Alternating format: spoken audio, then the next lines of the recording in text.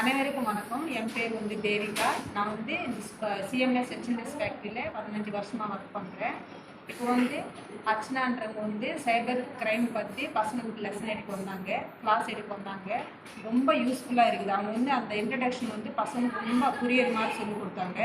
அப்புறமா ஸ்கேம் பற்றி சொன்னாங்க. அந்த ஸ்கேம் வகை சொன்னாங்க. அந்த ஒரு ஒரு வகையில் எப்படி அந்த பசங்களுக்கு புரியுற மாதிரி சொல்லி கொடுத்தாங்க. அப்புறம் வந்து எப்படி ஹேக் பண்ணுறாங்க, அந்த ஹேக்லேருந்து எப்படி வெளியில் வரணும், ஹேக் பண்ணுறதுக்கு வந்து என்னென்ன லிங்க்ஸ் இருக்கும், அந்த லிங்க்ஸ் எப்படி யூஸ் பண்ணணும், அதெல்லாம் சொல்லி கொடுத்தாங்க. அப்புறம் வந்து பசங்களுக்கு வந்து நிறைய கேள்வி கேட்டாங்க. அவங்க சொல்லிக் கொடுத்தது வந்து புரிஞ்சுதா இல்லைதான்ட்டு நிறைய கேள்வி கேட்டு எல்லாத்துக்குமே ஆன்சர் வர வச்சாங்க.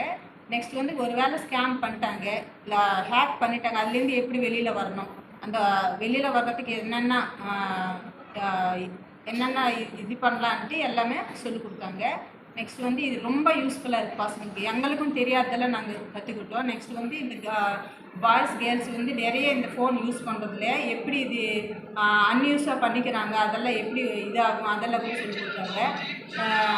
இது வந்து இந்த கிளாஸ் வந்து இனிமேல் அப்பப்போ பண்ணால் பசங்களுக்கு நல்லா யூஸ்ஃபுல்லாக இருக்குன்னு என்னோட அபிப்பிராயம். அதனால அப்பப்போ கிளாஸ் கொடுத்தா நல்லா இருக்கணும், அது பசங்களோட மனசில் நல்லா அவங்க லைஃப் யூஸ்ஃபுல்லாக இருக்குதுன்னு நான் நினைக்கிறேன்.